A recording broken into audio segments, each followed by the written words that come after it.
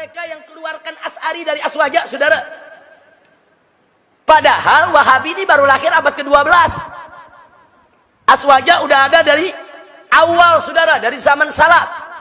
Kok bisa yang lahir belakangan mengeluarkan Asy'ari sebagai as-sawadul a'zam, mayoritas muslimin terbesar di dunia? Tidak ada satu dunia Islam pun yang gak ada Asy'arinya, saudara. Kok bisa-bisanya mereka keluarkan dari Aswaja? Nah, ini gara-gara sikap ulama Wahabi seperti ini, sengaja atau tidak sengaja, ini menularkan kepada Wahabi yang ada di Indonesia. Mari kita lihat. Saudara, Wahabi Indonesia menghujat Asy'ari. Satu, saudara, saya tuliskan namanya, Yazid Jawas. Dalam buku berjudul Mulia dengan Manhaj Salaf, bab 13 halaman 519 sampai 521, dia menyatakan Asy'ari adalah firqah sesat dan menyesatkan.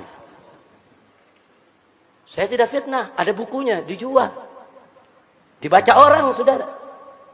Baik, yang kedua kita masukkan lagi, saudara, Abdul Hakim Abdad, saudara, dalam buku Risalah Bid'ah bab 19 halaman 295 mengatakan Asy'ari adalah firqah bid'ah. Berani betul dia membid'ahkan kaum Asy'ari, saudara. Asy'ari ini mayoritas terbesar di dunia, saudara. Baik, yang ketiga kita lihat, saudara, yaitu Hartono Ahmad Jaiz dalam buku Bila Kiai Dipertuhankan halaman 165 sampai 166.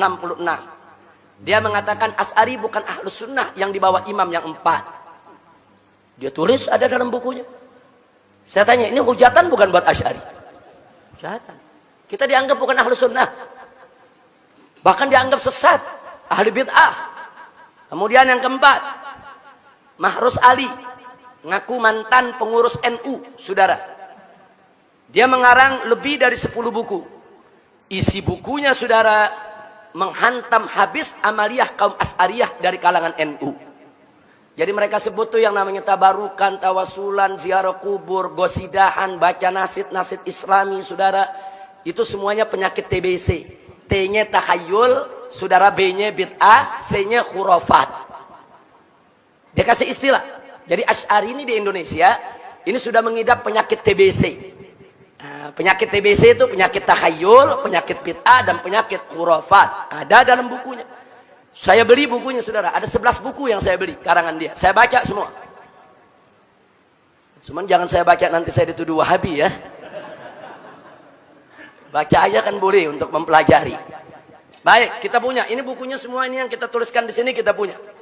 Saya nggak berani tuliskan di sini kalau saya nggak punya, saudara. Nanti begitu dituntut, mana bukunya? Saya nggak punya. Ini bukunya semua ada di perpustakaan kita di MS, saudara, Megamendung. Sebagian ada di sini. Baik, yang kelima, Firanda Andirja. Yang keenam, Khalid. Yang ketujuh, Bawazir. Yang kedelapan, Riyad Bajri. Ini semua bisa kita dapatkan dalam YouTube. Nah, Anda nggak perlu repot-repot beli. Buka YouTube ketemu. Tulis saja namanya ketemu, saudara. Nah, sekarang apa yang dilakukan Firanda Andirja? Menghantam habis tokoh Asy'ari yang sangat dihormati di Indonesia, yaitu ulama besar dari Mekah, seorang Sayyid, seorang Syarif, Abuya Sayyid Muhammad bin Alwi Al-Maliki. Dia hantam habis, saudara. Dia tentang semua, bahkan soal cium tangan dia musyrikan, saudara. Silakan dengarkan ceramahnya di YouTube, saudara. Nah, baik. Nah, ini yang baru-baru ini ramai menggugat Sayyiduna dan Minal Aidin. Urusan Minal Aidin yang banyak diamalkan kaum Asy'ari di Indonesia digugat-gugat. Minal Aidin bid'ah lah, enggak nyunnah lah, saudara. Nah, kemudian disindir-sindir, apa tuh Minal Aidin? Selamat kembali. Kembali dari apa? Mesti disebutin dong. Kembali dari Jakarta, kembali dari Surabaya. Masya Allah. Tuh ada sindiran macam itu, saudara. Nah, jadi sekali lagi hal yang nggak penting, saudara. Mereka korek. Akhirnya timbul perdebatan di mana-mana dan bisa mengantarkan kepada perpecahan. Jadi sekali lagi hal yang nggak penting, saudara. Mereka korek akhirnya timbul perdebatan di mana-mana dan bisa mengantarkan kepada perpecahan. Ini yang belum lama ini rame, saudara, mengatakan kaum Asy'ari itu kalau ba'da sholat tuh baca-baca selawat, saudara, itu lagi nyanyi itu lagu ba'da maghrib namanya. Masya Allah, kenapa usil? Kalau mereka nggak mau zikir bersama, ya nggak usah zikir bersama, nggak usah usil dengan amaliyah saudaranya. Orang NU yang baca selawatan, saudara, orang-orang Asy'ari yang baca-baca qasidah, nggak usah usil. Nah kemudian Riyad Bajri, saudara, oh ini paling ekstrim lagi nih. Nah, dia katakan demo siapapun sesat dan halal darahnya. Bahkan dalam rekaman lainnya dia katakan apa? Kita ini dituduh Wahabi, hajar itu yang menuduh kita. Jangan datang itu, ngapain kita datang itu kiai-kiai mereka? Kita hajar habis mereka. Ini termasuk wala dan barra. Jadi artinya kalau ada orang mendatangi Kiai Asy'ari, berarti dia nggak punya barra, nggak punya wala kepada tauhid. Silakan dengarkan, saudara. Jadi saya tidak memfitnah, saya tidak menuduh, saudara. Ini fakta semua ada. Nah, jadi kalau memang saudara-saudara saya di Wahabi yang baik, yang santun, yang selama ini dekat dengan saya, tidak mau saya mengkanter persoalan-persoalan seperti ini, tolong nasihati mereka ini. Nasihati saudara-saudara mereka. Jangan mentang-mentang kita diam, mereka terus menindas kita.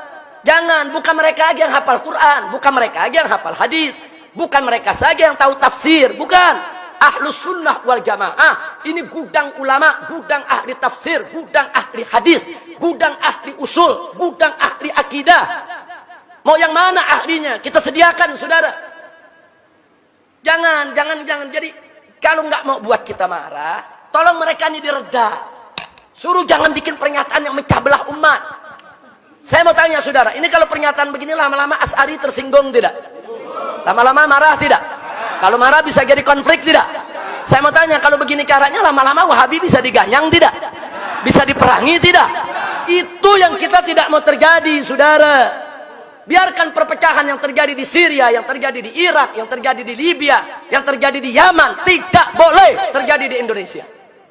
Harus kita jaga, Indonesia ini harus aman, tenang, damai. Dan selama Ahlus Sunnah wal Jamaah menjadi mayoritas, saudara, di negara Republik Indonesia ini, kemudian mayoritas ini bersatu, betul-betul mengamalkan akidah, yaitu Ahlus Sunnahnya, insya Allah NKRI ke depan akan menjadi baldatun thayyibatun wa rabbun ghafur.